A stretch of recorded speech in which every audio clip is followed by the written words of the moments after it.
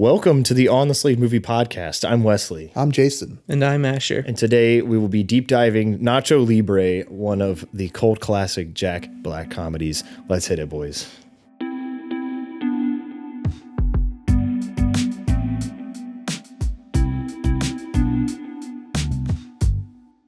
So Nacho Libre is one of the movies of all time, for sure. Hater. I'm not a hater. We're going to deep dive. I don't know if anyone else has actually made an hour-plus long podcast about Nacho Libre. Don't assume how long this will take. So maybe it could take 3 hours. We don't know. We don't know. But it's worth it. It's worth it. Yeah. So the iconic movie, the Minecraft movie, is coming out with the director Jared Hess, who also directed Nacho Libre. And also Jack Black is in the new Minecraft movie. Not that that's like a big cultural event or anything, but I don't know. The boys, we just like Nacho Libre. And this was the first time I had seen it. How many times have you guys seen Nacho Libre? Once at like a cousin's house when I was like 9. All right. So this is your second time. I've seen Napoleon Dynamite a couple of times, though. Who's the same director? Yeah. You have to forgive me. I might cough or my voice sounds funny. I don't forgive you. That's because... That's all right. This is a serious podcast. Real cinephiles will be listening to our deep dive of Nacho Libre. If you cough one time. I think we're 20% of our own views. Oh my gosh. Anyway, Asher, what's your experience with Nacho Libre? I grew up with this movie, so it's... You're old. It's That doesn't mean anything. We're all like the same age. Except for me, I'm a little older. yeah, so like I don't know. See, it came out in what, 2006, right? No, earlier. I thought it was 7. I know we looked at it earlier. Let's just look at it again. Nacho. 2006. Yeah. So I was 7 in 2006, so I don't remember like going to the movie theater or anything to see it, but I just remember growing up with it, and so it's always been one of the best comedy movies for me. You know, always a good laugh. And what's cool is as I got older, I started seeing some of the more like deeper themes and character arcs and emotional themes as well. So all around, just a wonderful movie. It's always a good time to watch it. So happy we're diving into it. Yeah. And like I mentioned earlier, it was directed by Jared Hess, who also did Napoleon Dynamite. Mm-hmm. And, you know, later we'll talk about how the movie is directed. And it stars Jack Black. This was prime Jack Black. I mean, Jack Black has always been in his prime, let's be honest. But he'd also done like School of Rock. I'm not sure which one came out before. Maybe School of Rock was after. No, School of Rock was definitely before. Was it before Nacho Libre? We're about to find out. Those are the two best Jack Black movies. I mean, come on. Maybe Tropic Thunder if you're into Tropic Thunder, but he's kind of more in a supporting role in that one. He's a... School of Rock was 2003. So School of Rock... What is it? Gilligan's Island? Where he's a giant? Gulliver's Travels? Yeah, that's the one. Is that's Jack Black's signature movie. Definitely. He's in the Jumanji movies. Those are a lot later. Well, I mean, we also have Kung Fu Panda. Oh, true. Can't forget Kung Fu Panda. So he was definitely in his prime at this point in his career, like doing all of these movies. Mm-hmm. And so the quick IMDb plot description: berated all his life by those around him, a monk follows his dreams and dons a mask to moonlight as a luchador. So, well, and you can see we have this wonderful poster. Yeah, if you're watching, Mr. Libre himself, Nacho. Ignacio, Nacho. So, fun fact. Escalito. Fun fact: the dish nachos, it's called that because the guy who like made them, his name was Ignacio. So if you've seen other, obviously there's like this, like Nacho is a nickname for Ignacio. I don't know if I believe that. Google it. I'm not Googling that. Google it. Jason's like, Google it. Try me. That seems a little... Okay. I'll take your word for it. I'll take your word for it. In Better Call Saul, there's a character called Nacho. His real name is also Ignacio. Okay. It's a common nickname for Ignacio. Okay. Well, what would you know? You don't speak Spanish. Ignacio. That's not what that is. Okay.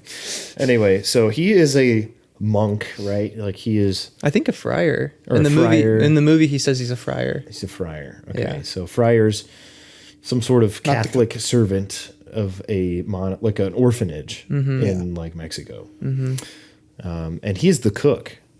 So he's in charge, obviously, of cooking for the people. And he also has to go get the ingredients, and that causes some of the shenanigans in the movie. And he also does some other duties. Dead guy duty. He does dead guy duty one time, which wasn't even really a dead guy, but They put a cloth over his face in 2 quarters. Like, yes. What's funny is no one said he was dead. He just assumed. Yeah. She was like, he's very sick. He's very sick.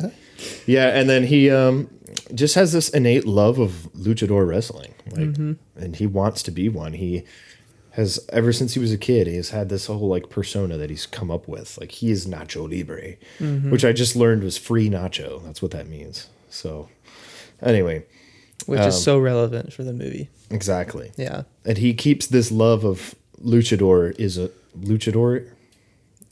Love of luchadors.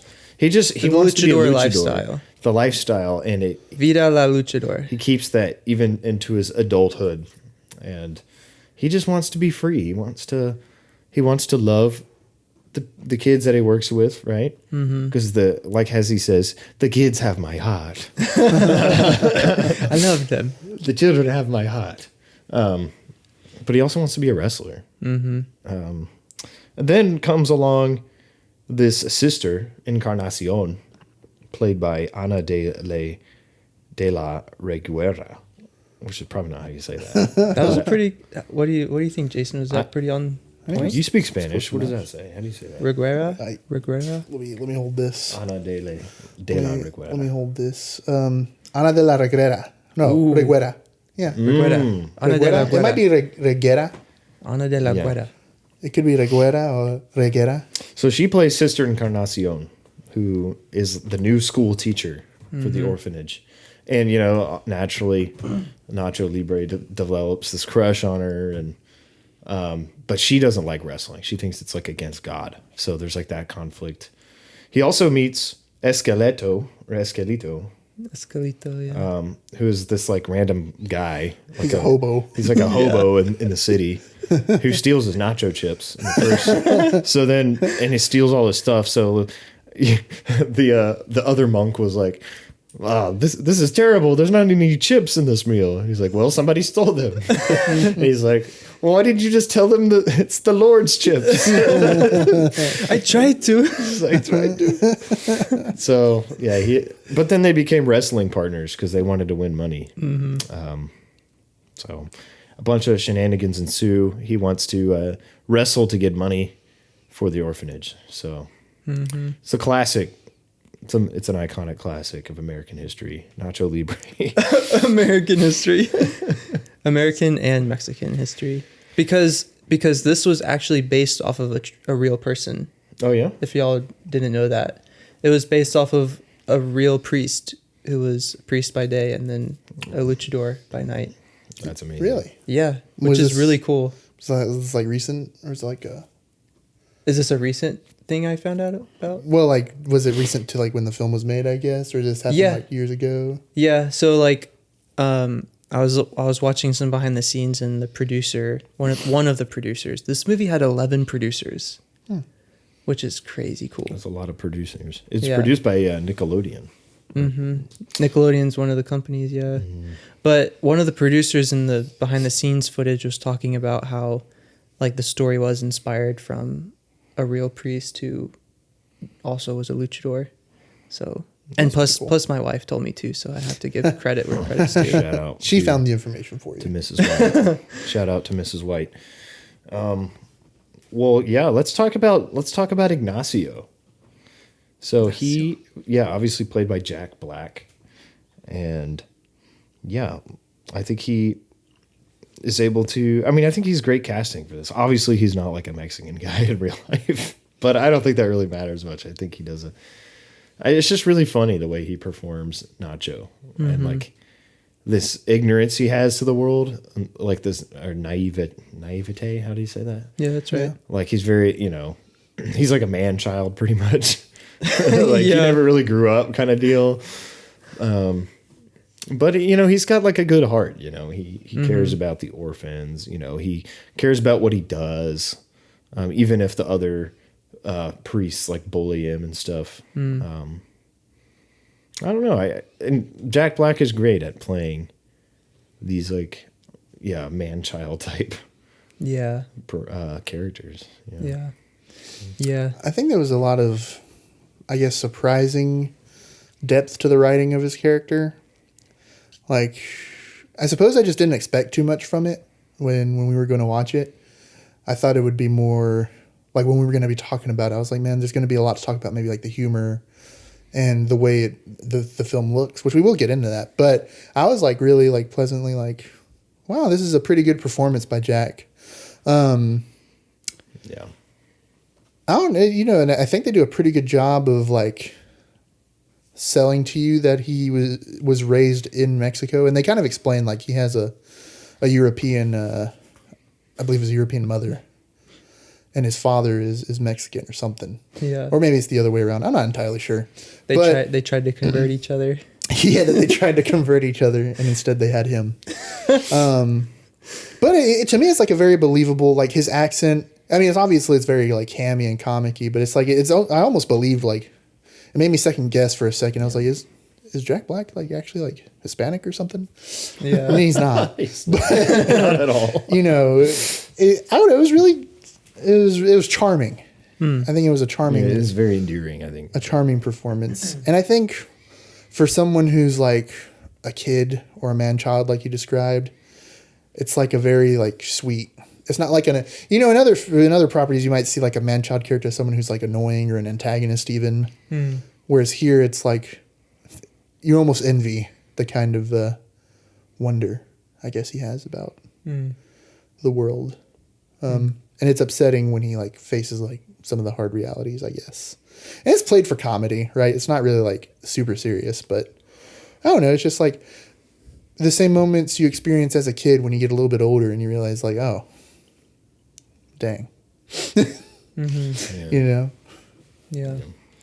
Yeah, I really like his arc as a whole, because like when I grew up watching it, I really saw more of the comedy, but then kind of the past couple years as I've watched it again and again, I started seeing like his arc, and seeing how we start out with him really fed up with being like just bullied at the church, and he's like that's the last place you expect to be treated like dirt, and so with him wanting to do good there but then also wrestle, and then him experiencing like the rewards of wrestling through the profit and kind of like the attention, he kind of gets distracted with that for a bit because he now gets the attention he feels like he craves, and like he gets the love he wants, but then he kind of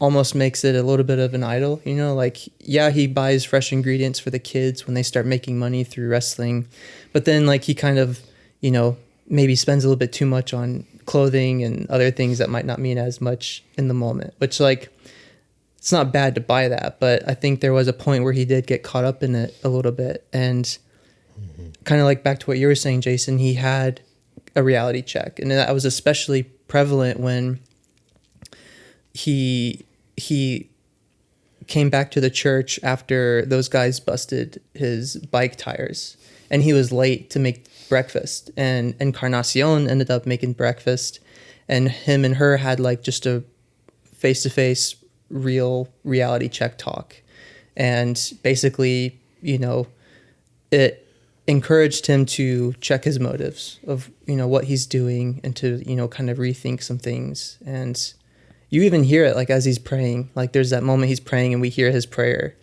and he's like, wait a second, maybe you want me to wrestle so that we can make all the winnings and do this and this for the children and all these things. Buy them a bus. And buy them a bus. Yeah. Buy them a bus so they can visit the parks and stuff.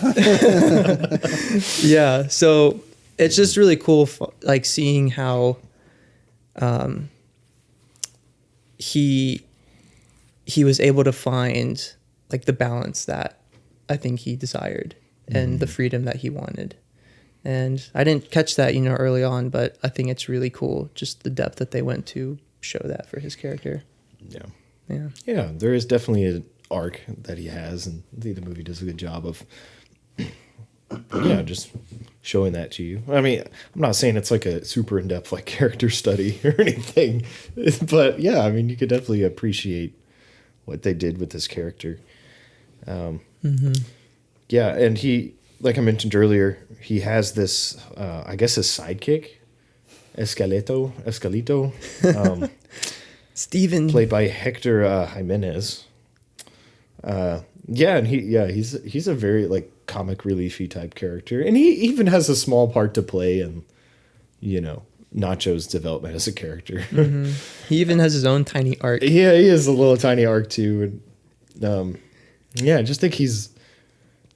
I don't know. I think what this movie does really well, and we can talk about this more at the direction aspect, but I think it does a good job of mixing like really goofy slapstick humor with like this deadpan style, which is really weird. You don't really see that very often. And I think, there are shows like The Office that I think that do that. But anyway, I think that Escalito is kind of like a good character within that world. Like, I think he meets the slapstick humor, like the beginning scene.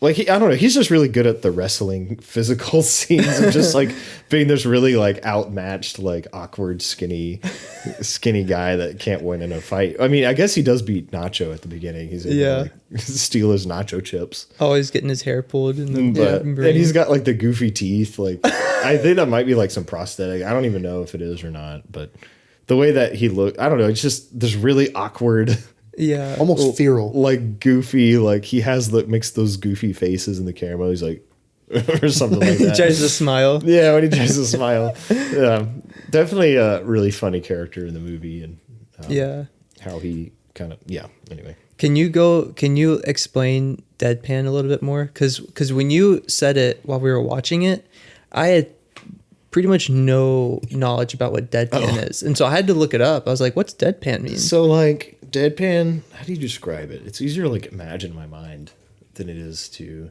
describe it. So like when I guess like the opposite of slapstick's this really like physical, like Three Stooges. Yeah, like physical goofy humor that's like involves like hitting things and and also like another kind of humor just being like really loud and obviously like trying to get laughs. I guess deadpan is more, maybe subtle is not the right word, but it's like it feels empty. Almost the jokes feel like so like the way they're delivered they almost feel empty, but that's like why it's funny. Well, I guess the way are you familiar with like dry humor? Yeah. Well, I'm familiar with deadpan now, but I'm just like, so for people who are listening who probably don't understand deadpan. Well, then I would describe it as like deadpan humor is like the character, I guess, in the moment isn't actually trying to be funny. But the writing is meant to be funny. So you get this kind of like situation where the character's kind of like saying something or doing something that to them isn't necessarily like comedic, but to us, the audience, is like hilarious. Yeah, it's like a and I'm not trying to say that they're making the person goofy, because it's less about them doing something quote unquote slapstick, which can also be portrayed as like the character doesn't realize they're being goofy. It's very like it has to do more with like delivery, and less about the physical like action. It's like an emotionless way to deliver a line, and that kind of contrasts like the craziness of the situation.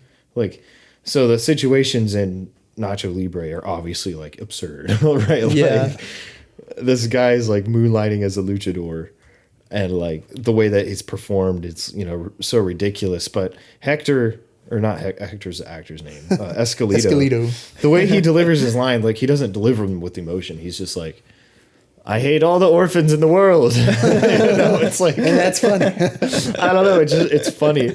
It's like, no, we don't win because you're fat. Like, he's not like making big faces or anything. It's not like Charlie Chaplin or whatever. It's like this dry delivery of lines to contrast like this, extremely absurd situation. And that's why I'd say it's very similar to dry humor, but where dry humor is like a very intentional, like it's meant to be that way. Yeah. So, and also dry humor might lean more into the context of the jokes, right? Less, but it's part of the like the way you perform it too. That's very much like Napoleon Dynamite. Like it's the same kind of humor. And we can talk. Escalito more about might that. as well be Napoleon, if we're being honest, or I guess he could be Pedro. He's definitely like the Pedro. I think. Well, but Napoleon acts the same way, I guess. Yeah. Whereas Nacho is very like Jack Black is not known as like a deadpan type. Although he does have actor. some good like deadpan deliveries. But I think it really works. For whatever reason, it works for Nacho Libre. Like he's not. I wouldn't call him a deadpan kind of comedian. I call him like a more of a slapstick. Physical humor. And the movie does have a place for that, but Yeah. He has a lot of facial performances too. Like he does a lot with his eyebrows, his mouth. just the way he talks, it's like so ridiculous in the movie. Like this accent, like it's obviously like that's Jack Black doing an accent. So Escalito, and even like the other character, like every other character is so like dry and deadpan. Like Sister Encarnacion is the same way. Like I guess she kind of like gets a little bit emotional at parts, but it's like the way that they're directed, I think, is just be deadpan. It's going to contrast with Jack Black. So, and and I think a big reason why Nacho Libre isn't like the most acclaimed movie ever, even from fans, like IMDb doesn't even have it's like a 5.9. What? Out of 10.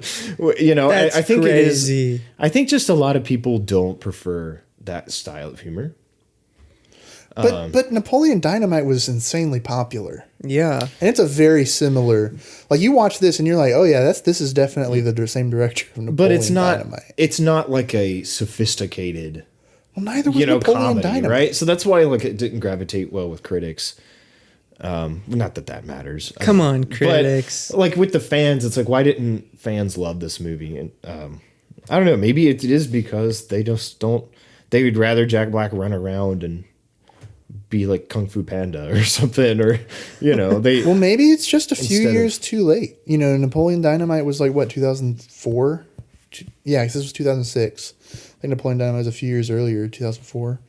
Like I don't know. Maybe it's just in the wrong time. Like I definitely feel like you can't make this kind of movie today.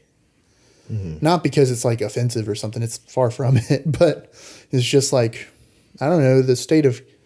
I mean, are there even comedies anymore? Yeah. Like a proper, comedic film. Not to say this is as vulgar as something like Step Brothers or something like that, but Step Brothers is the same kind of, not quite, but the way Jack Black plays Nacho, I think you get a lot of that from like Will Ferrell's character in Step Brothers. Yeah. Or John C. Reilly's character. Maybe. Step Brothers though is very different in how it's presented though. I think comedically, but. I can see what you're saying. I think Will Ferrell. Like I'm saying Will Ferrell and Jack Black, I think if you had overlap in a lot cast of ways. Jack Black in the same character that Will Ferrell plays, or even Johnson, maybe not Johnson, but like Will Ferrell plays in Step Brothers, I feel like you would get this. You would. It's the same feeling, I guess, I get from the way they act. And my point being is that those are all from the early 2000s. Yeah. I just don't know if for whatever reason, comedies just don't resonate with. Either they don't resonate with audiences or they don't resonate with producers. They don't resonate with critics because critics are snobby, and for whatever reason, there's a comedy tax on for critics. I don't know why. But it's critics just don't not. make It's the not movies. highbrow cinema. They don't make movies money. But with fans, at the end of the day, is it funny or not? That's pretty much what it is with fans. And I think Nacho Libre is funny. But that goes back to my point. It's I don't think it connects with people that don't like that deadpan style of humor, which there's a lot of people that don't, not everybody loves The Office because of that. It's just, if you don't think it's funny, you don't think it's funny. Now, I think the three of us think it's funny, but Do you like The Office, Asher? I think The Office is funny. Okay. yeah, but I'm just saying, like, Yeah. the reason why it could have a 6 out of 10 is just a mix of like, you know, it's a pretty basic story with, you know, a type of humor that doesn't work for everybody. And, you know, that's why I think it's not like rated higher. But I do think that Nacho Libre, at least in the circles that I'm in, is actually like people like it. You know, I don't know anybody personally that doesn't like Nacho Libre, but that's just my experience. You know, I don't know. I mean, I just think it's really odd to me that you just have the two movies from the director that do a lot of the same things when it comes to its humor, and one's like kind of a cult classic, and maybe this one is now too, but that Nacho is by now too. But Napoleon Dynamite, that's like I mean, even though it was like, I think really popular at the time, it's not like the most popular comedy or something. Yeah. You know, it's not something people really go back to as like, this is how you make comedy, but it is something heavily referenced. You know, maybe not as much today. And, you know, maybe it's like that millennial humor. Yeah. That's a little bit beyond us. But like in the mid 2010s, there was definitely a lot of like jokes and memes revolving around like having tater tots in your pocket, or vote for Pedro. Yeah. Or the joke about that girlfriend, about having a girlfriend that goes to another school. And she turns out to be real, but it was LaShonda. LaFonda. Oh my gosh. I don't know if they're the first ones to do that joke, but they're definitely, I think that they're the reason that's like popular. Like, man, my girlfriend, she's like really hot and goes to another school. What's her name? LaFonda. Kip met her online. But she was actually real. Yeah, I think that's the joke, right? So joke's on you, Napoleon. But it's just, and then the dancing, like people reference that all the time too. Or at least they did. And that's only 2 years before Nacho Libre. So I guess I'm struggling to understand where the disconnect is. And is it truly like the audience grew up in those 2 years? I mean, possibly, you know? Yeah. Well, I also think part of it's like the jokes and the wit, it usually takes, it's a little bit like slower setup sometimes of the jokes too. It's not like banger after banger after banger after banger. It's not like joke. Sometimes it takes them a while to like set this up. I think the way it's directed and edited, it's like it feels like slower paced, even though it's a short movie. It's like an hour and a half.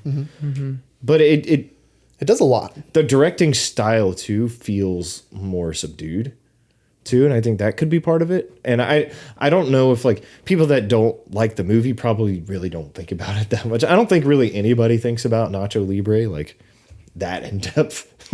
You know, I think if we're being real, and but I think maybe us having this conversation might be able to help give people words to like kind of like what they're feeling if they don't like Nacho Libre, or if they do not like what they like about it specifically, other than just like it was funny, it's not funny, you know. Because as you know, hopefully us, you know, wanting to be like occupying this space of like criticizing or praising films, you know, hopefully we're a little bit more like capable of realizing these things and helping people understand like why is this movie maybe good and not so good. So yeah, I mean, I guess I can get, obviously I understand like you're gonna find things that are funny and you're gonna find things that aren't funny, and like if it's not funny to you, you're not gonna laugh. But I think I think people can appreciate why something would be found funny. You know, like I feel like if you watch this, even if it doesn't make you laugh, I would hope you'd be able to like go like, yeah, I can see why that makes you laugh though. Because I think there's an objectivity to things that are funny, even if you don't find it funny, right? Like seeing someone get hit in the head is just funny, even if it doesn't make you laugh. That's just a funny thing that happens.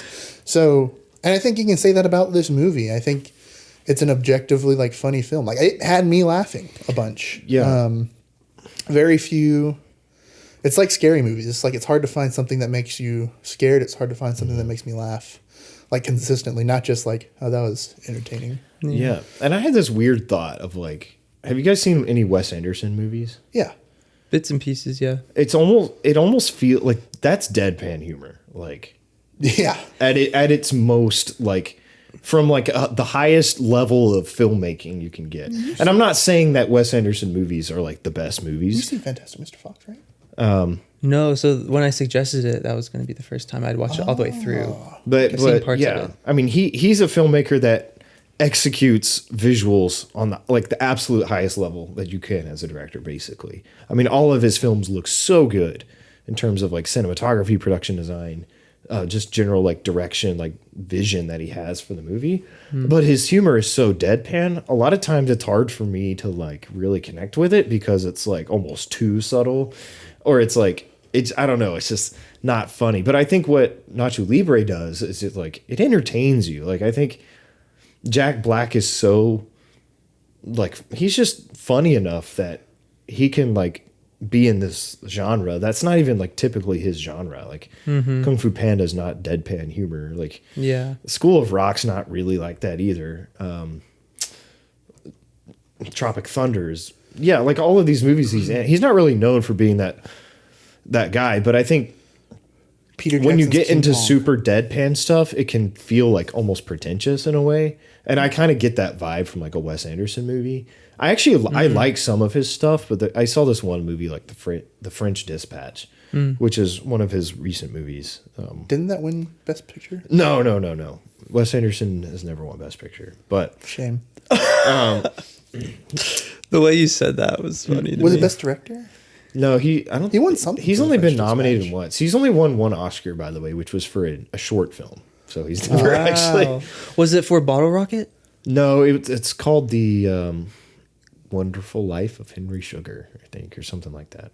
Oh, he won an Oscar like last year, not this year. But. Was that with Benedict Cumberbatch? Mm-hmm. Yeah, he has like half of Hollywood in his movies. Like, but it's just and like half of it is like reoccurring. Like it's like 90% chance you'll see Owen Wilson, Bill Murray in his movies. Yeah. So I think that's like the far end of like deadpan humor. You know, whereas something like, I don't know, the first thing that comes to my mind is like the Three Stooges would be like the exact opposite end of the humor spectrum. Yeah. I guess something more modern would be like Deadpool 3.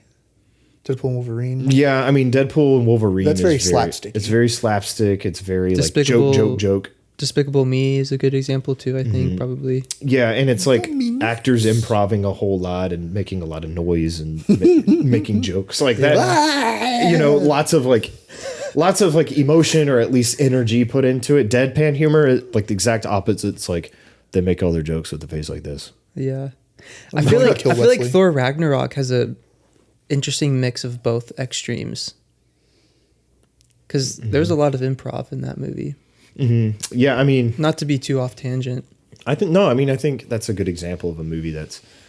I mean, Marvel has its own humor style. Yeah, and I think that's best. Like you see that in Thor Ragnarok, and you see that in wait, what did you say? I said, and it blows. It blows. Okay, so Jason does not. I think it was fun for a while, but it's like he's behind me, isn't he? Like in every movie, basically. I think it was actually pretty good, and they just like lost the plot, and they were like, "Dude, people really like it when Captain America makes a joke about swearing."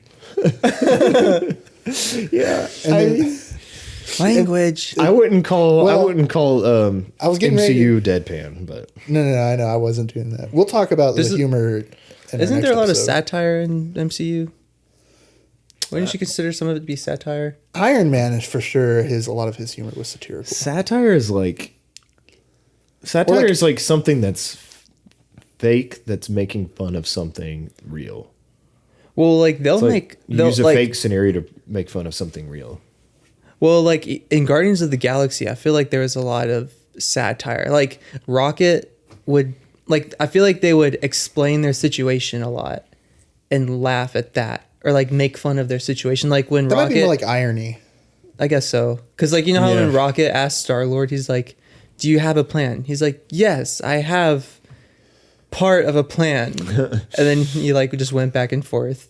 Yeah, I wouldn't call that satirical necessarily. I think it's like that's like ironic humor. That's like, oh, how ironic of you. Yeah, I think that. I mean, the irony is that he doesn't have a plan. Yeah, I don't know. Satire, I think of like The Onion, like the news site? Have you heard of The Onion? Yeah. No. Like okay, well, it's like a news site that makes fun of. It's like absurd. It's like absurd headlines. Oh, okay. Yeah, and it's like a fake story, but it makes light of like a real event. For Okay. Yeah, humor. yeah. And then you have like parody, which is like Shrek, basically, where it's like makes fun of the whole genre. Yeah. And Nacho. So back to Nacho Libre. Back to Nacho. Nacho Libre, I would say, is more of a, I don't even know, like deadpan style humor. Yeah, And I would lots agree. of irony. I think of like a. I mean, I think a priest that wrestles, like that's very ironic, So I'm not a humor expert, but Neither am these I. conversations. But I know how to learn. laugh, and I know how to make someone else laugh. Exactly, and I think You Jack definitely got the Black first does a part down. great job of like mixing in the crazy like slapstick stuff with the deadpan style of Jared Hess. Mm-hmm. I don't know. It's just that's why I think it's funny. But Yeah. I understand people that don't like deadpan humor and also think Jack Black is cringe. I can see people having that opinion. So that's Yeah. why I'm saying that's why I don't think it's like a universally loved movie. Like, I'm someone who's like not the biggest fan of Jack Black right this moment, but I had a grand time with this film. So Yeah. Yeah. And I think the fact that it's family friendly too actually helps the movie a lot. Yeah. Because it helps like the innocence of, like the naivete of his character. I know that sounds so pretentious. Nacho Libre's condition is the condition of his character is very naive and. I think I know we like to complain about like the producers and the companies like restricting the creativity of the director and the writers and whatnot, but like there's something to be said about like how creative things get to be when you are restricted by certain things. Mm. Like, I don't know. Maybe it's a really nuanced, like, it's just like lightning has to strike kind of thing for it to work. But I don't know. I'm trying to think of like really good examples of like where restrictions help. Like, honestly, like the latest Daredevil stuff. Oh, yeah. The Netflix show had a cost restraint, right? Because they didn't have the Disney money at the time. Nope. And now they do. But because of that, a lot of the fight scenes were like really grounded and practical. Mm-hmm. Now, is that different from how Daredevil was in the comics, where he's actually way more flippy and does a lot more extraordinary things that you just can't really do so well super practically, cheaply? Like the Ben Affleck one. Like the Ben Affleck movie? Like, yeah. So he's way more grounded. But I think that benefited to where, you have like this supreme level of fight choreography. Whereas now, with the newer Daredevil, they've augmented at least part of it with a lot of CGI because now they just have a ton of money to blow. Mm-hmm. Right? And so I think it loses magic in doing that. And yeah, part of me is like, it's definitely really cool to see Daredevil swinging around with his little grappling hook batons because that's what he does in the comics, and I adore that. Yeah. Right? But it just... part of the, in introducing this little bit of movie magic, I think you lose some of the magic. Mm-hmm. Where a lot of what I adored about that was the physicality of it, and because of that restriction. So my point being is like... What you talking about? Nacho Libre? Yeah. My point being is... Look at what you can do because you were restrained, I guess. Mm. Right? Look what was accomplished. Yeah, and the movie does like seem like it is, like it doesn't have the biggest budget. I'm looking that up now. Well, speaking of 35 million, so it's like a mid-budget movie. And most of that probably went to Jack Black. I think the best looking he was have a producer. budgets. Jack Black was another producer. Mm-hmm. Yeah, and I mean, I think as far as like the production of the movie, it seems fine. I like what the movie does visually. Again, like, I don't know what it's worth, like, talking about the cinematography of Nacho Libre, but I thought the cinematography, I thought loved it's a it. good-looking movie, I don't think like that. I mean, I think it adds that, to the comedy. Yeah. You mentioned you Asher mentioned when I think it was you, when we were watching it, maybe Wesley brought it up, but there's just a lot of still shots. Mm-hmm. They don't move the camera a lot. They might kind of zoom in and out of like the frame that they're in or something. But it, just a lot of shots of like Nacho leaning on things and just kind of talking or just kind of going off or having other characters talk to him. And he's kind of like posing or doing these other like subtle physical things that just kind of add to the humor of it. But it's like when you say deadpan, I think of like a shot that doesn't move as well. Right. And I think the film nails that too. And I mean, if you want, like the colors, I think the color looks great. Oh, absolutely. Yeah. Colors were amazing. It is a good like style, like the style visually like fits the film. It's a vibe really well. Yeah. And I think it complements the Mexican culture really well too. Yeah. Yeah. Yeah. And that's also kind of like desert feel and the use of like browns. I think it's a brown looking, orange looking movie. But even the costume design, it all seems like pretty dull almost in the sense of like, this is just like a poor little orphanage. And, but it's really like the characters that stick out, and but it is contrasted with like his costume. It's like bright red, bright blue, contrasted with some of like the village rich wrestlers. The wrestlers are all rich and have their fancy outfits. And it's like, that's just not, that contrasts like Nacho Libre's brown robe he's got on, Which in the end, he's got like a souped up friar outfit. And it's that baby blue. Yeah, it's got the blue on it from his outfit. Well, even like the villains, I guess aside from the main guy who wears all gold. Ramses. He's the best. But all the other guys, they wear dark colors, I think. Yeah. Well, maybe one of them. But when you're in your room. You wear stretchy pants in your room. It's for fun. Oh my gosh! I think he's like talking to Chancho. He's like, when you're an adult or grown men. So yeah. I mean, I think that really works. And they chose. Oh, go for it. They had moments though when they did choose to move the camera, and like I don't know if you've like noticed it, but it's like intentional. Like there's a shot when Nacho is walking away from the orphanage after revealing that he is Nacho Libre, or maybe it's just Nacho, the luchador. Either way, because they don't ever call him Nacho Libre, right? I think they do just call him Nacho. Well, that's his wrestler name. Yeah, Nacho. Yeah. Oh, yeah. So after that, like he's walking away from the orphanage, and it's like a really nice tracking shot. Like, and this is something else I wanted to mention too. Like the blocking of actors and characters, I think was amazing.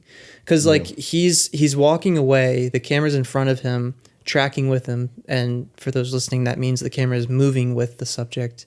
And so he's on the left side of the frame. The orphanage is in the right side of the frame in the background. And it's like a very well-balanced shot.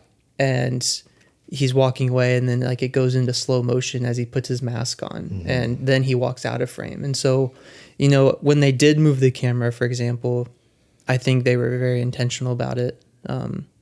And I enjoyed, kind of seeing their creativity with kind of just like simple camera techniques and simple camera moves and positions.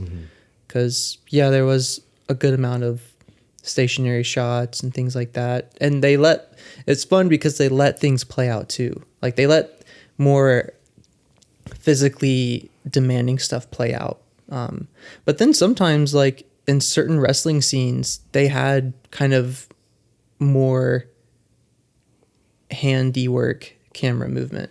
Like there were some moments where the camera movement did change to something more fluid and kind of handheld style, not shaky like Jason Bourne or anything, but like you could still see what was going on. But I think it portrayed the fact that now Nacho and Escalito are in a situation that is more kind of like up in the air. Like it's not as grounded. Like they're about to fight these crazy people, and so I think the camera work was able to correspond that really well. Or I don't know if correspond is the right word. Yeah, and I think with the comedy, it's so easy just to like, we don't need to be super creative in terms of our visuals. So I'm glad that it has like its own, unique visual style. You know, I think that's something you could appreciate about Nacho Libre.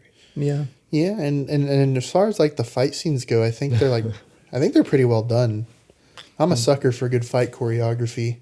And it's you definitely like believe like these are just like amateur, just sort of semi-pro wrestlers in a small town Being whipped with a belt. Yeah, but it's like I don't know. It's like I feel like I would be seeing this if I actually went to a small time like luchador match. Yeah, I mean, maybe that's not entirely accurate to how it actually goes, but it's definitely shot and choreographed to be comedic. You know.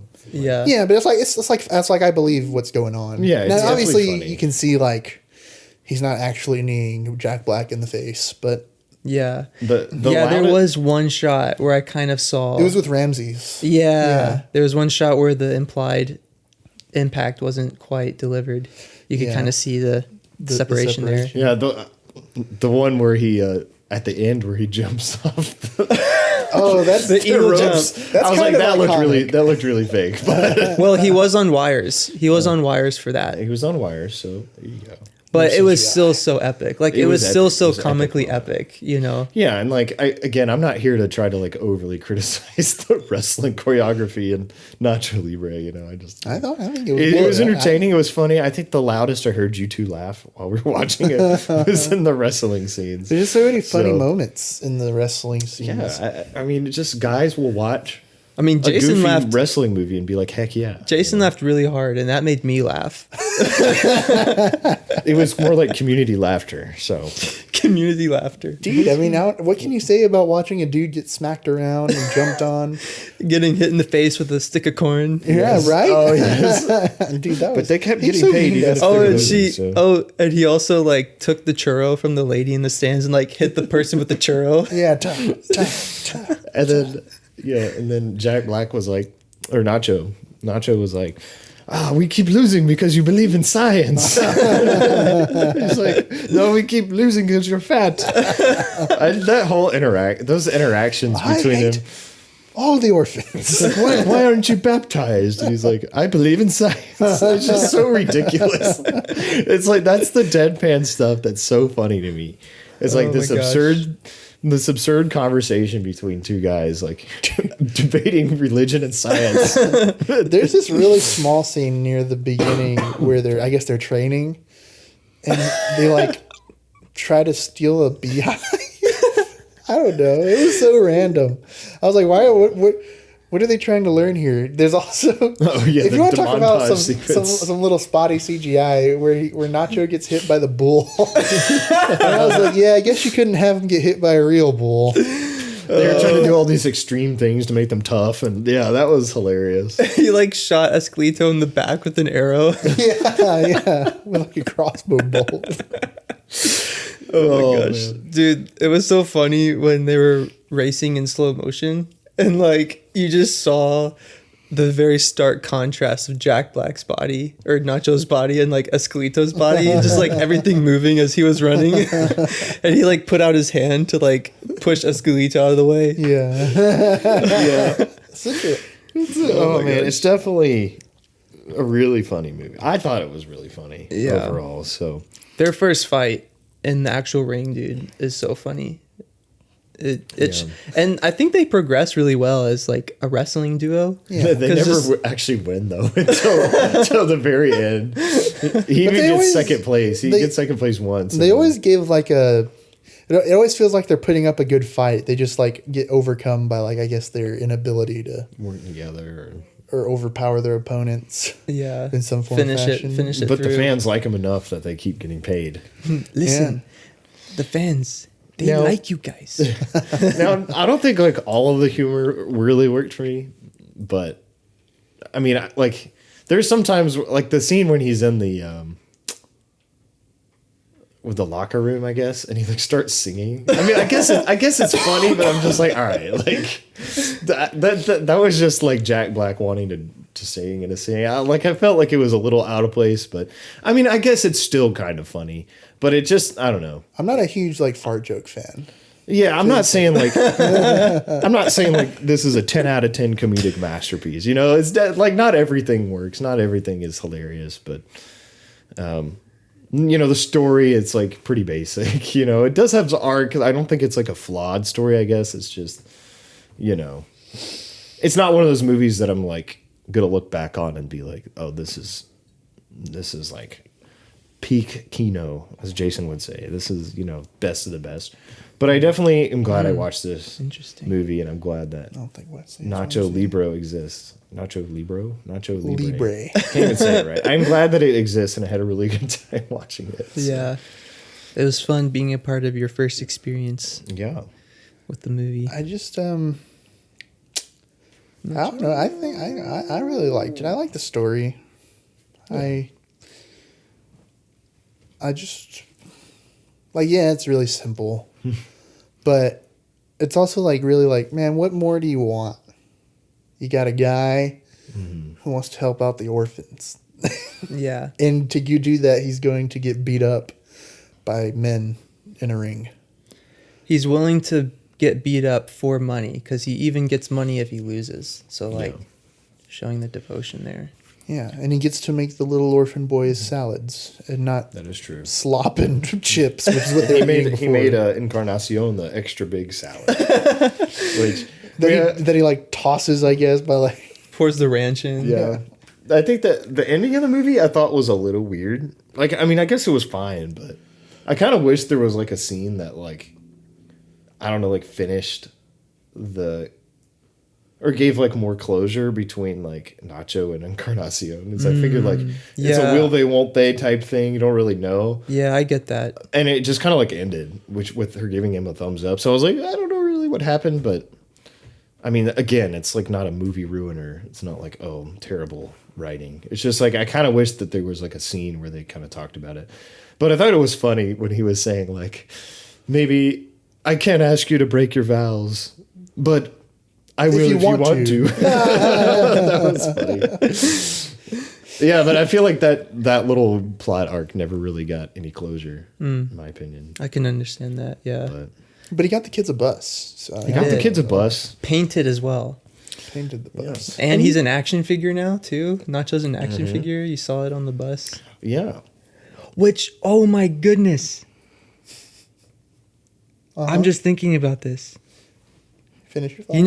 You know in Napoleon Dynamite, have you guys seen Napoleon Dynamite, right? Yes. Yeah. So you know in Napoleon Dynamite when Napoleon sits in the back of the bus and throws out the action figure and like pulls in behind the bus with a string? I'm wondering if that's the same action figure that is seen in the school bus in Nacho Libre. We'll have to go back and like watch the scene or look up a picture. Dude, the Jared Hess verse. The Hess verse. It's the cinematic 2 years universe. before he wrote. I mean, I guess he could have gone back to. I mean, just taking the action figure, keep it with him. That would be fun. If any of you know, any of you listening know the answer to this, let me know. It takes a while, so couldn't he have already been writing? I guess Nacho Libre by the time they're filming Napoleon Dynamite. I have an answer for you. Do enlighten. So, according to one of the producers and Jared Hess's wife, who is also a co-writer for Nacho Libre and worked with Jared for Napoleon Dynamite, they were sent like the pitch for Nacho Libre after Napoleon Dynamite, and like after writing it or after it like already aired. I don't know the specific details, but I do know that they were sent it. Well, before they were sent it, one of the producers said Jared was turning a lot of stuff down after finishing Napoleon Dynamite. Okay. And then when they sent them Nacho, he was like, yeah, this is going to be fun. Let's do it. Yeah. And then I think that implies that it already came out if he's getting stuff related to it. And so what was cool was that, well, not cool, but what was interesting is his wife said that they were just really kind of exhausted from, working on Napoleon Dynamite and everything revolving around that movie, that they then brought in a third writer to help with Nacho Libre. So that answered your question, right? That also means that he wasn't thinking of it when he filmed. Yeah. Napoleon Dynamite. So it could just be a really strange coincidence if it is like a luchador figurine. That would be so funny. That would be so funny. And I could be related to the third, or I could be related to one of the co-writers. I don't know. Is his last name White? Yeah. Mike White. Mike White. That sounds... That's a generic name. Mike White is the name of a Jets quarterback. Well, not Jets anymore, but he took over for Zach Wilson. I don't think that's the same guy. No, I don't think it is. I was in my head. He said Mike White. I was like, I know Somebody has a really common name. I was like, I know where Mike White's. I know where that name's from. Jets backup quarterback in like 2022. 2022. There you go. I think he won. I think he's like on the. I don't know. We're not a sports podcast. What are you talking about, Jason? Let's bring it back. Yeah, I'm a little sick. It's okay, So yeah, Nacho Libre has definitely become like a cult classic, I think, in a lot of ways. And by cult classic, I mean it's not. It's like there's a very like dedicated group of people that love a movie. Like we're part of the Nacho Libre cult. I wouldn't say I'm a part of any cult, being that of a Christian, but no, the Nacho Libre cult. I will gladly join your cult. Like cult classics are also usually called that because they're not like the most like well received movies, but they have like a dedicated like cult following. And I think I'd agree with that sentiment. Like I think that it definitely has its own dedicated fan base, but in the public eye as a whole, it's maybe not the most like well thought of movie. But yeah, well, I'm a super fan of it. I would say I'm like a junior member of the cult. I'm not like a senior member, but I would watch this be like an out of context short. Yes, I'm a cult member. I would say that if you were to approach my door and say, "Would you like to join?" I'd be like, "Yeah, dude." Would you like to join our cult? As long as I get some baby blue robes, and some white boots. Your junior membership, you only get the brown robes, but the senior membership, you get the powder blue robe and a mask. If you level up high enough in the cult, oh my gosh, you get a sick set of robes. This is so crazy. And some pristine baby seal leather boots. I'm internally asking myself what's going on right now. Yeah. See, this is why I have an agenda and I can just change the subject. So, boots. So it's a cult classic in large part because I think it's very quotable. I think cult members like us, they probably have conversations just in the movie quotes. So what are some of your favorite comedic jokes or scenes in the movie that you think you want to talk about? Where do we start?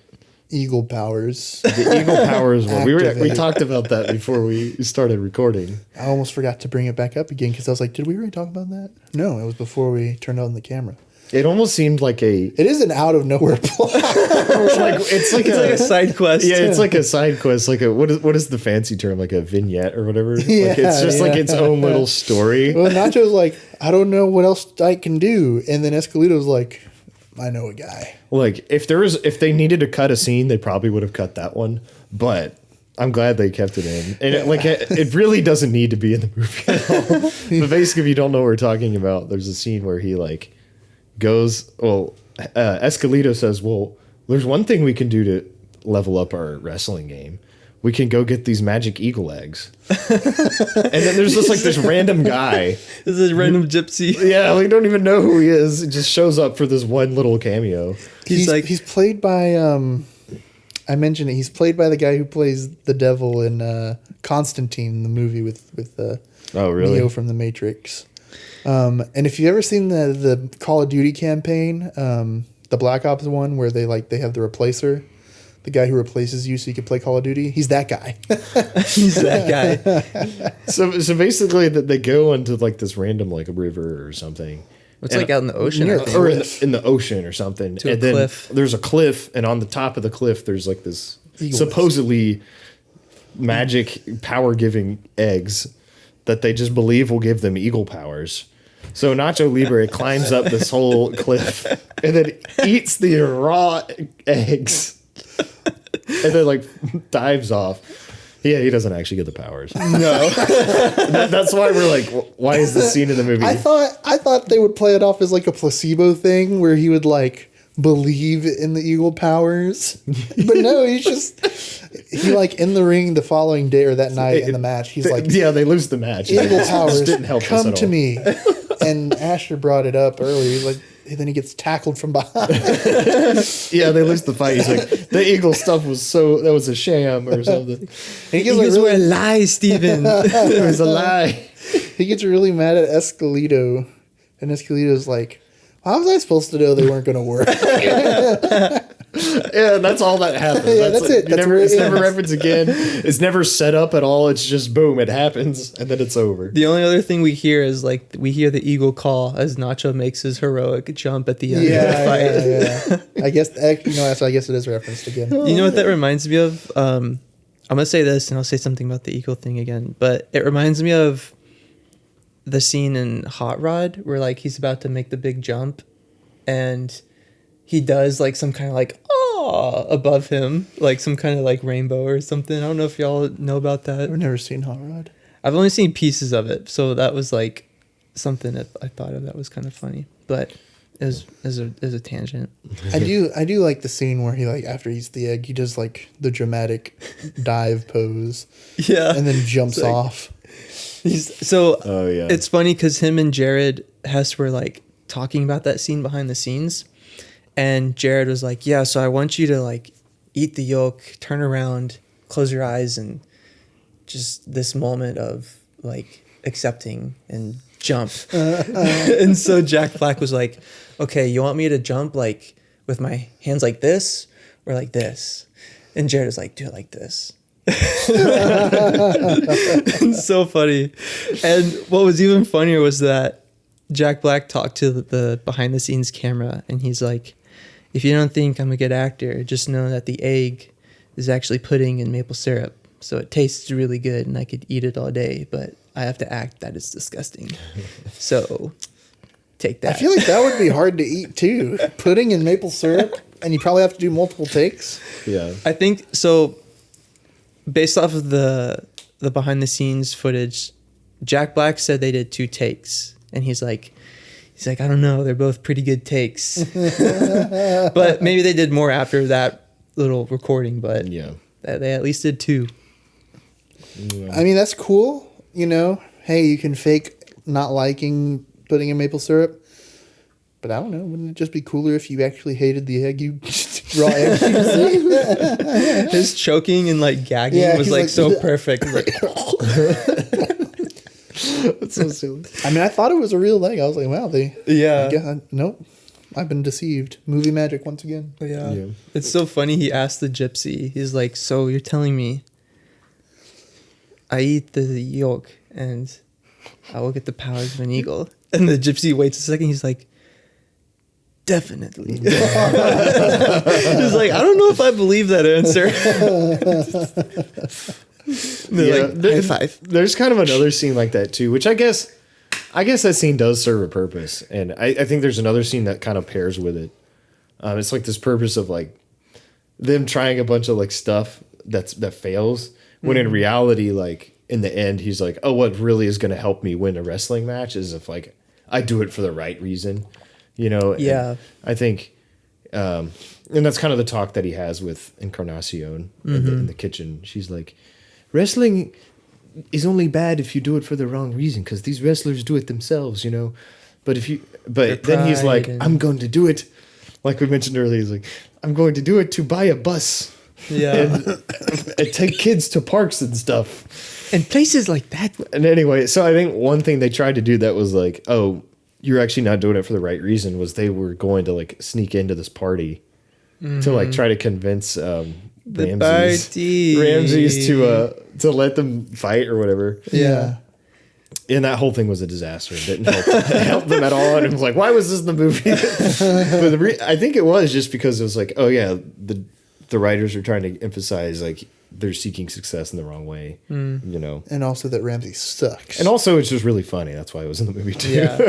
Escalito's like, "I think we are ready to go pro." They hadn't won a single wrestling match, by the way. They're ready to go pro.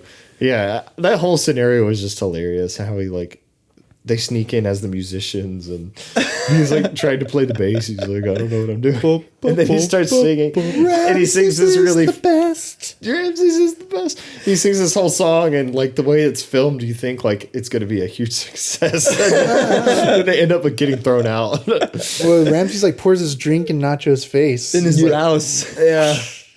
Oh my gosh. Which I was wondering if that scene was improv, but behind the scenes footage shows that they did like a lot of planning for that.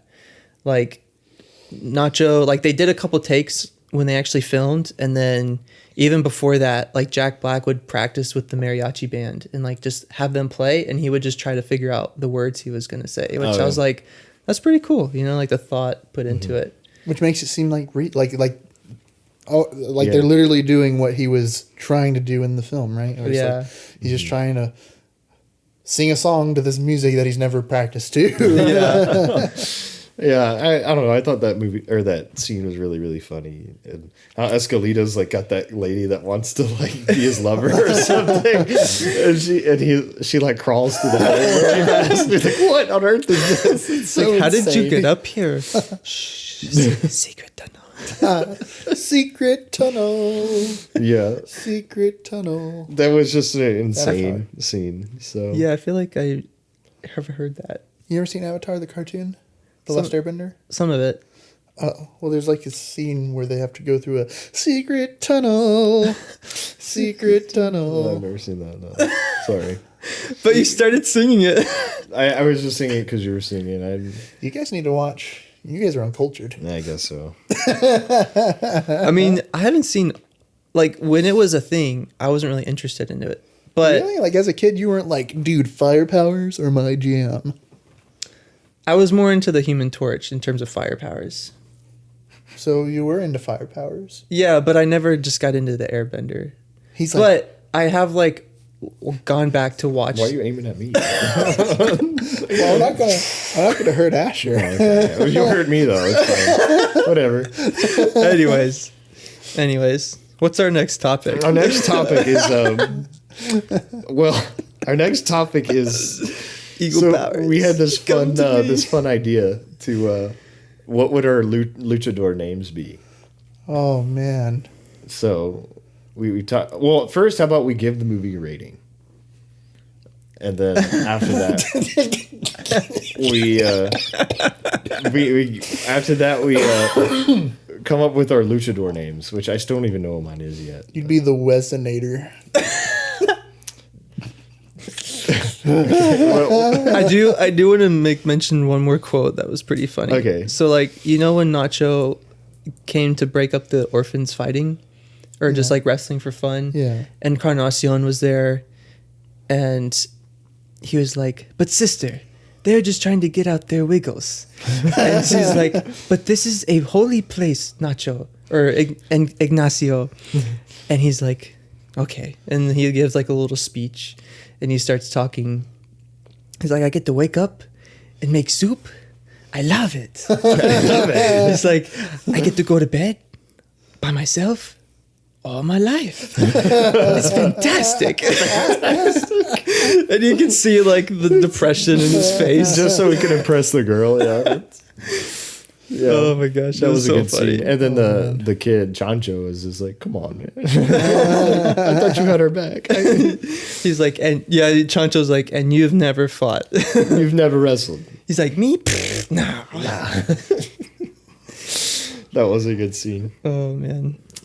I could go on about the quotes, guys. Quotes are so good. We should just, instead of uploading the podcast, just upload the movie, you know. and get Get the copyrighted. copyright claim, but you know. No, we shouldn't do that. okay. We shouldn't do that. It's a no-no. That's a no-no. It's a no-no. We don't make any money Jason anyways. in claims. Oh wait, no, you're not in I'm claims. not in claims. We don't make any money on this podcast anyways. It's not like we're losing money. Not yet. Cha-ching. Subscribe. Subscribe. Subscribe. If you subscribe, it gets us one subscriber closer to monetization. And that's all we care about. YouTube gives us metrics of when we're able to start making money. So If you subscribe, you get to watch this more often, which is the real benefit. Yeah. but Thanks. But they can watch it as much as they want without being subscribed. Don't tell them. Oh, I'm sorry. Don't tell these perfectly. You can't watch our amazing videos ones. unless you're subscribed. Yes, exactly. And if you're on YouTube, you also have to smash the like button. in comment You below. have to nuclearize the like button. Smash notification bell. So Asher, have you come up with a word to I have. describe Nacho Libre? Is luchador. I have. It's fantastic. Fantastic. Fantastic out of 10. It's Yeah. fantastic. That's why you wanted to bring up the quotes so that we would make No, I did. Fantastic. I know. I didn't want to. I wasn't trying to connect it. Like I did have that word in mind. Okay. Fantastic out of 10. Fantastic. Fantastic. A las Fan 10. four stick. Yeah. Do we want to go in separately or wait and give our ratings? How did we do it last time? I think we just kind of went around the horn and gave All right. our Cool. ratings. Went around the horn. I guess I'll go. I mean, I don't know. Maybe like a 7 out of 10. Okay. Pretty solid. Pretty funny movie. All right. All right. Guy. What? He said maybe a 7. A 7 out of 10. Maybe a I 7. didn't give it a 10 this time because you guys keep complaining I give 10s too much. I wasn't complaining. You were the only one who brought Maybe it that was up. you complaining. I didn't complain. What do you use it a 10? I don't think I I'm said not giving that. a Nacho Libre a 10. I don't think I said that. I think you did. I was kind of like. I'm doing the thing you did in the last podcast where you like were randomly arguing with nobody. You started like making an argument against someone. We're like, bro, we agree with you. Chill out. That's just what I did. I was like, I gave it a 7 out of 10, but chill out, everybody. You're like Nacho in the scene where he picks the fight with the wrong group of dudes in the street. Yeah, I forgot. Can't you guys see this is a nun? And it was all set up too. You know, did it the wrong way. gosh. Anyway, Jason, what's your number? It's, What's your rating? yeah, I also give it a 7 out of 10. He's giving you crap and then he gives it a 7 as well. No, This because is my I life. genuinely thought Wesley was going to give it a 6, and then he said maybe a 7. I was like, I know you don't believe in this movie. I was guessing a 7 for Wesley. I was like, I'm thinking a 7. What do you think I was going to give it? I don't know. I wasn't sure yet. See, I'm mysterious and enigmatic. I mean, I had a fun time watching it. Didn't think it was the perfect movie, but I had a fun time. That sounds like a 7 to me. So Yeah. definitely worth watching. Yeah. I Wonder if the Minecraft movie will be a 7. out of 10. No, that Probably movie's not. going to suck. It looks terrible. But we don't know that. We don't know that. I had We a don't know that, dream. you're right. I dreamt about it, Oh, okay. and it That's sucked. weird. Okay. I mean, Jason, just, What? this is what's your luchador? Just get it over with. wait. We gotta dive in. in. We got to eagle dive into our ratings. Yeah.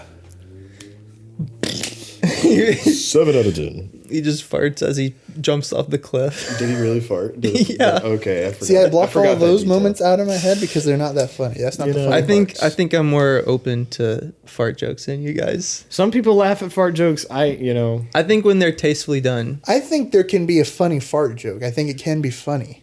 I just don't, and I don't think they were particularly funny in this movie, and I think they generally aren't as entertaining. There's a very, it's just got to be perfect. The farts have to be perfect. yeah, I don't like him, but Perfect flatulence. you guys didn't even ask me, so why I'm giving you my opinion. Something. But we did ask you. Okay. Yeah, you can go first. Your reasoning Have for to be in 7. Spanish. Oh wait, my reasoning for 7. Yeah. Yeah. I just said I just said does it it a have to second be ago. I was like, it's funny, but it wasn't like a perfect movie. Okay. But it was funny. Yeah. Cool. Oh, okay. Yeah. Thumbs up. All right. Well, then I guess for me, it's kind of very similar. It's like, it's nothing too crazy. I think it does some things really well. Like, I think the cinematography is pretty good. I think the color grading is really good. Mm-hmm. The music, we didn't really touch on that much, but I think it's also pretty good. Oh yeah. Or really, it's more like song choices, I guess, because I don't think it has a lot Soundtrack, of original score. It has some. It has a good mix, I think.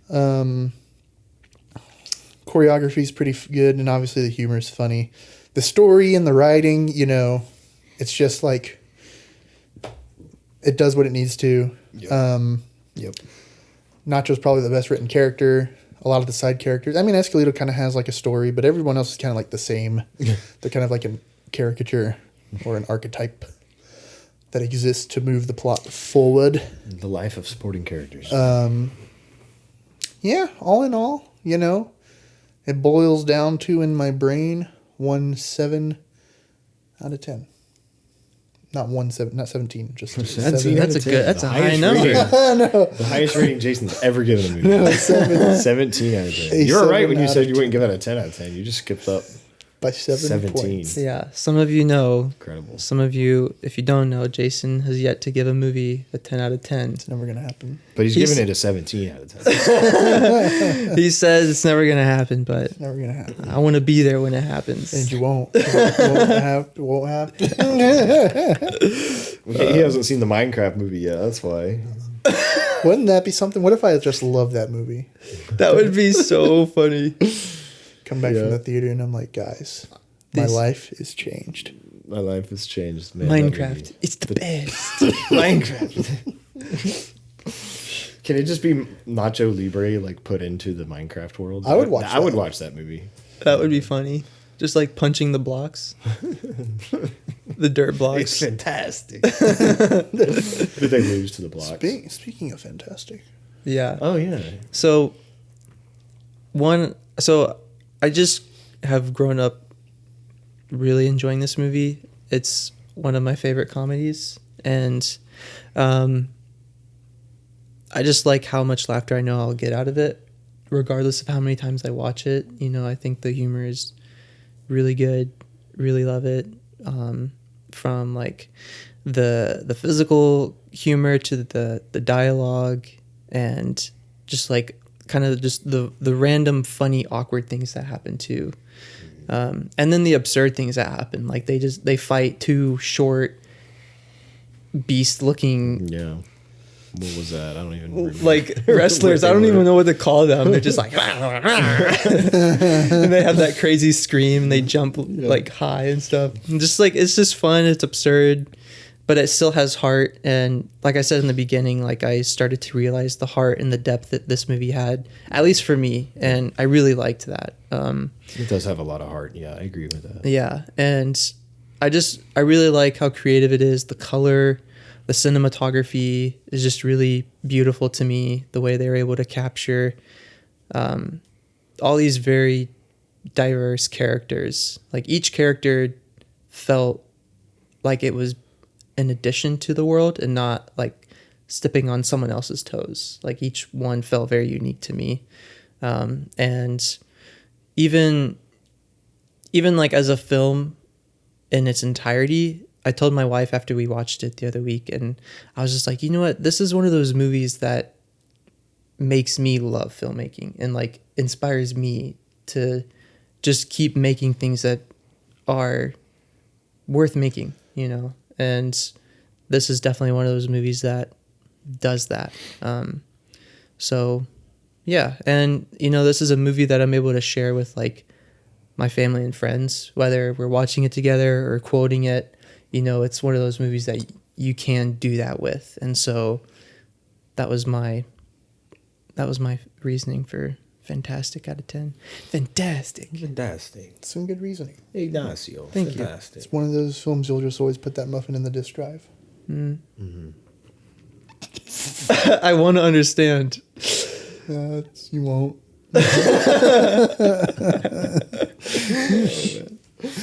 All right, so I guess before we go, we can finally give our luchador names. I've tried that like 4 times and forgot that we have other things we had to talk about first. You didn't even come up with it, but you're so eager. I don't even know what my luchador name is yet. I don't know why. Well, then you can go last. Then Okay, I'll go last. Do you already have one in mind? I think I'll just go with El Blanco. El Blanco. For those listening who don't know me, 1, my last name is White. 2, You're white. I am white. So there you go. Wow. El Blanco. Thanks for clarifying that. Thank you. I'm sure it's very clear on the video version of our podcast. El Blanco. What would your costume be like? Just all white? No, I feel like I would need something to contrast my white Everybody's just looking at you like, I can't see. So I feel like I would need maybe, let's see, what I want to. I don't know if I'd want a cape, because Nacho has a cape. No capes. No capes. What a different movie. Maybe, the outfit. I might have to think on that one for a bit, but definitely something to make my white skin pop. All right. Eggshell. Eggshell. Eggshell color. I like eggshell. It's probably my favorite shade of white. No offense to you guys. None taken by the least. I think I've thought about it the entire time we were here because you brought it up like 3 seconds before we filmed. I think I'd have to go with El Dinero, the money. Nice. That's just because this in social circles I've been known to say that I am J Money Supreme. J Money Supreme. In certain circles, by that he gave himself that nickname. Nobody actually gave him that nickname. I made it up. I've always said El that Dinero Supremo, or whatever Supreme is in Spanish. I was gonna feel like I Supremo. don't think that would really fit, so I'm like El Dinero. Sounds good. El Dinero. But J Does it Money fit, Supreme. though? I always just said that if I ever became a DJ or a rapper, I would be J Money Supreme. No one calls me that. I just call myself that. I refer to myself as that. Oh my gosh. Yeah, but so I think El Dinero I like it. is pretty fitting. I think that fits. If we were talking about costumes, I'm definitely feeling that money green with a lot of gold accents. Maybe like a penny, like a big old penny for a belt buckle looking thing. Imagine like a Benjamin as my cape if we were to have one. That'd be pretty cool. You know how like cowboys have spurs? Yeah. So like when you walk, we just hear like change clinking in your pockets. Yeah, wouldn't that be insane? I carry around just pockets full of change. Your outfit is like green. Yeah, it's like money green color. You've got that weird, how the US dollar has the weird like triangle thing with the eyeball on it. I have that on my chest. I don't know why that's there, honestly. That's a little Yeah, weird. why is that There's there? probably- I hope there's a story behind that, but Secret government evil. yeah. Secret, the Illuminati, maybe. I don't know. Oh my So gosh. El Blanco and El Dinero. El Dinero. Dinero. Well, El Dinero. mine is Guerrero Flaco. Wait, I want to guess what this is. All right. Guerrero Flaco? Guerrero Flaco. Flaco. Flaco means, I knew what it means. I knew what it meant. Flaco. Oh. Doesn't it mean tall? It's close. It's the opposite of gordo. Skinny. Yeah, Okay. Skinny. So this And Guerrero is a warrior. skinny warrior. The skinny warrior. I feel good. like that's like a descendant of Escalitos. And I'm gonna tag team with the Big Show From from a WWE. WWE. He's what, like 6'5", 6'7", just Well, a I'm six- humongous person. I'm 6'4". You could tag team with me. All right, we'll be a triple tag team. Dagadim. Yeah. It sounded Italian. Oh yeah, that's Italian. So Guerrero Flaco. That's What me. would your suit look like? Bro? As a skinny guy, I like to wear layers, so it would be just like a full body like coverage. I'm seeing like Skinny guys get cold. May- What can I say? maybe it's because you're wearing the Wake Forest stuff, but I'm feeling black and gold. Black and gold, like black and yellow, black and yellow. I'm thinking. App State. You could do that black and yellow for the App State colors. I see you just wear that a lot. So Wait for it. I know you're wearing Wake Forest, but that's gold. Yellow is App State. Okay. I like. Hey, black and gold is good colors. The minor. I would actually be like the businessman that like doesn't actually wrestle unless it's for comedic purposes when he makes a actual wrestler mad. like Vince McMahon, but not with the controversy that I can't talk about on the podcast. Like Vince McMahon, but without them, without the highly illegal actions. Highly. So we got El Blanco, El Dinero, Guerrero Flaco. How's my accent? It's probably terrible. Sorry. It's actually really good. It's good. It fits. We are the Three Amigos. Is that You a are wrestling name? Three Amigos? It is now. intelligible. Intelligible. Is that the word I'm thinking of? When you can understand someone, like you can hear them clearly. Intelligent? Oh, No.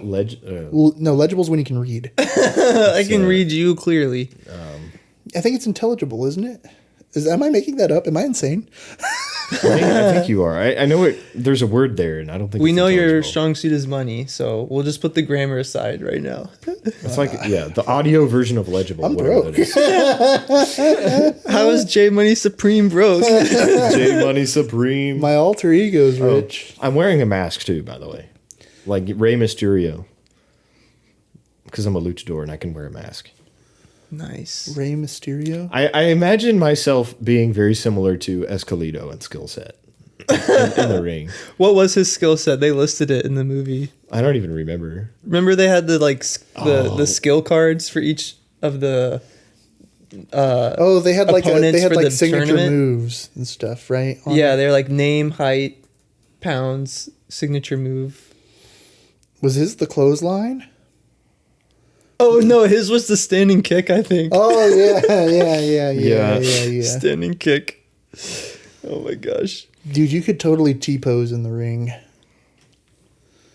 Yeah. Like I don't have the animations programmed in yet. So I just stand like this. Just have your partners bring the opponents to you to clothesline. You just do the standing clothesline. So I'm doing so my signature move is the Bro, the standing clothesline is crazy. That's a crazy move. You just stand there like that, and then like your partners shove the opponents into your arms. Dude, that's so sick. The skinny guys are When the are we ones that gonna jump wrestle? from the top rope. That's me. That's my signature move is the frog splash. Is that what it's called? You could be the flying cross. The frog Flying cross. Repent now. Repent. I know a buttload of crap about the gospel. You just quote scripture as you're beating up dudes. The Lord is my shepherd. Humble is the meek. Oh no, wait, is that how it goes? No, blessed are the meek. I'm just quoting like, you will go in and conquer the promised land. Oh man, You're like quoting the scripture like Jesus said to the Pharisees, like, you snakes. I'm flipping tables, guys. You could always hit them with the God gives his strongest warriors his toughest battles, and jump off the ropes and land on someone. Or I can slam people into the tables. Be like, yo, Jesus did this first. That means I can do it. Oh man. The Lord is my shepherd. This is insane. All right. I think we've entertained this for too long. That's funny though. Oh, that is funny. Well, It's good. upcoming on I'm the sorry, on the, Jason. It's not funny. You're coughing. It's I okay. think it's It's funny. okay. I think it's a little funny.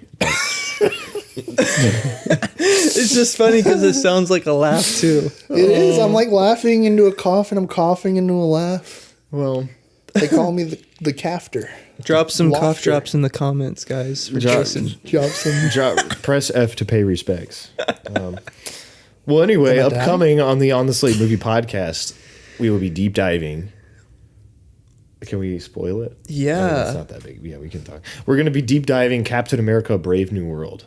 A bonus episode. We have shorts reviewing every single one of the previous Captain America movies that you should check out. Jason did his first ever short, killed it. Great job. Who did I buddy. kill? You didn't kill anybody. You did a good job. Oh, Is what I'm saying. You killed it. Okay. You killed all the. I don't know. You killed it there. So yeah, we're gonna be deep diving that, and then we'll get back on our news episode. After that, so 1st of April. Dude, it's been a March madness. it's March Madness here on the Slate Podcast. It's been a March madness. March Movie Madness. You can find us here on M&M. YouTube. You can find us on Instagram and Gmail. if you really want to send us an email. Find us on Gmail. You can find us. Gmail is You social can actually media now. email us from any. If you want to email us about anything, I don't know why you would, but if you want to, you can. On the slatepod@gmail.com. Don't sell our email to scam companies, please. No. We need the exposure. Sell it. Yeah. Anyway. Shout out to Jason's brother for commenting on one of our shorts recently for saying Twisters is crazy. True. Because we Not gave entirely sure what was crazy, if the pick Wesley saying it was most forgettable is crazy, or if he agrees. or if it was crazy good. Or if Twisters the movie was crazy. We will never know. I didn't ask for him to elaborate. But thank you for interacting with us. Avery is a faithful commenter, so thank you, Avery. Nice. So, well, I think that's the On the Slate Movie Podcast for today. Mm-hmm. Thanks for joining us. I'm Wesley. I'm Jason. And I'm Asher. It's been real. Have a fantastic time. That was bad. And this has been the On the Slate Podcast. See you in the next one. God bless. That's so stupid. We're going to keep that.